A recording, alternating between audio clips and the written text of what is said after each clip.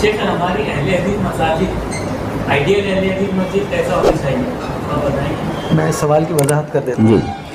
ये सवाल इस तरह से पूछना चाह रहे हैं कि जिस तरह से अल्लाह का शुक्र है कि मस्जिदें बनाते हैं तो होता ही है कि लोग आके 5 वक्त की नमाज़ें पढ़कर चले जाते हैं, तो मस्जिदों को फ़ाल किस तरह से बनाया जा सकता है, मस्जिद की छत के नीचे किन किन तरह के काम किए जा सकते हैं, अगर इसका तफसील से जवाब दें इंशाल्लाह तो सारी मसाजिद जो चला रहे हैं उनके लिए इंशाल्लाह ये एक पहले तो मस्जिद के जो मुतवल्लियान हैं उनका इंतहाई मुखलिस होना ज़रूरी है और दीन पसंद होना ज़रूरी है।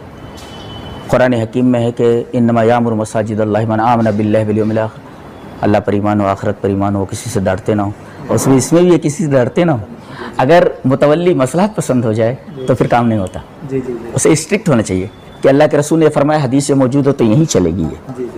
और इसी तरीके से दूसरा मामला है तो मुतवल्लियान जो मस्जिद के ज़िम्मेदारान हैं उनके अंदर वो सिफ़ात होनी चाहिए जो कुरान हकीम बताता है। एक तो ये कि ईमान बिल्लाह, यौम आखिरत, अल्लाह से डरने वालों। जब अल्लाह से आदमी डरेगा तो हलाल और हराम की तमीज़ करेगा। मस्जिद में अनीस मस्जिद तामीर हो तो उसमें हलाल और हराम का जो मस्जिद की तामीर के वक्त जो पैसे जमा किए जाते हैं हलाल और हराम की तमीज़ होनी चाहिए, गलत पैसे मस्जिद में न लगाए जाएँ।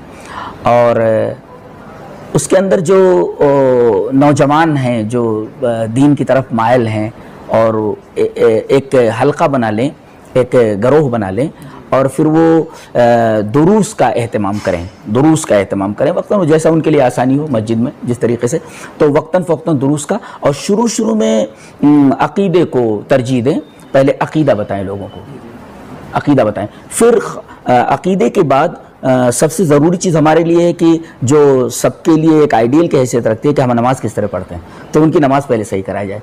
तो इस तरीके से अक़ाइद पर दुरूस हूँ, इस तरीके नमाज के ऊपर दुरूस हूँ, फिर जैसे जैसे मसाइल आगे बढ़ते जाएं इसी तरीके से दुरूस जारी रहें। और वक्तन फ़वक्तन उलमा को बुला करके जो मसाइल के ऊपर दर्क रखते हूँ वहाँ पर जो पेश आमदा मसाइल हैं उन मसाइल को उलमा से दरियाफ़्त करें, बाकायदा उसकी वीडियो शूट की जाए और दूसरों तक, वहाँ जो लोग मौजूद रहें वो तो सुने ही, दूसरों तक वो कैसेटें पहुँचाई जाएँ। तो एक तो दुरूस का सिलसिला, दुरूस में अक़ाइद को पहले रखें और उसके बाद नमाज जो कि 5 वक्त हमारे लिए ज़रूरी ही है तो उसको सही करवाएं।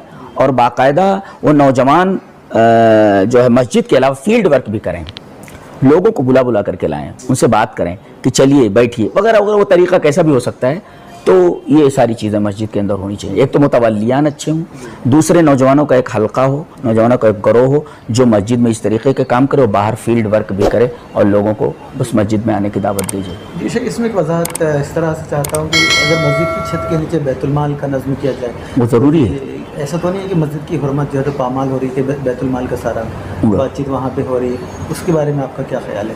नहीं, बैतुलमाल का क़याम तो बहरहाल ज़रूरी है और इज्तिमाई नज़्म बैतुलमाल का होना चाहिए। और इस सिलसिले में मैंने एक आलिम का बयान भी सुना जो मुझे बहुत अच्छा लगा, मेरे दोस्तों में से मदनी है वो, तो उन्होंने कहा कि देखिए सारी चीज़ें की जाती हैं।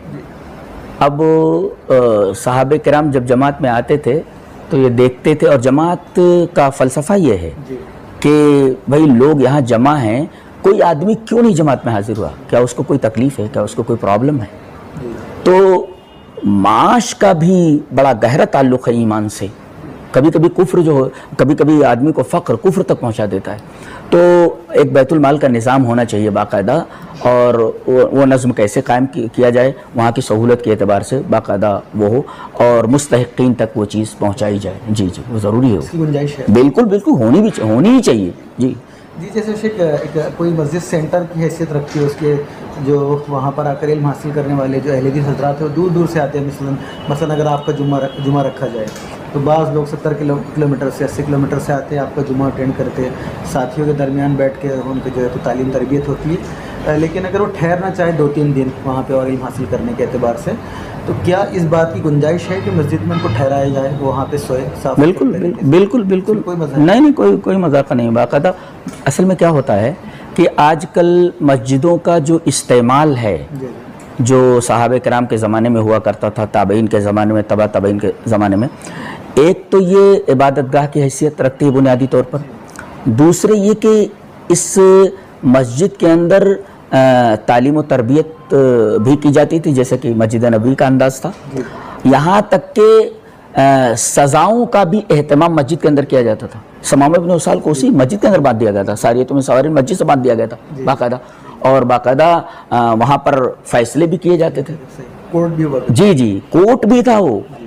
یعنی جس طریقے سے ہم نے مسجد کو صرف نماز کے لیے محدود کر رکھا ہے، یہ ایک جو بڑا تنگ تصور ہے مسجد کے تعلق سے. بلکہ نبی کریم صلی اللہ علیہ وسلم کے زمانے میں دیکھا جائے تو یہ ایک روحانی مرکز کی حیثیت بھی رکھتی تھی، روحانی مرکز باقاعدہ، اور سماجی کام بھی ہوا کرتے تھے. کچھ غلہ ولہ بنٹنا ہوا تو وہاں پر باقاعدہ کھجوریں لٹکا دی جاتی تھی، مستحقن آ کر کے وہ کھجوریں وہاں سے اوپر سے ایسے لٹکا رہتا تو اس میں سے لے لیا کرتے تھے. جی جی، تو یہ ساری چیزیں ہوتی تھی. اچھا اچھا. جی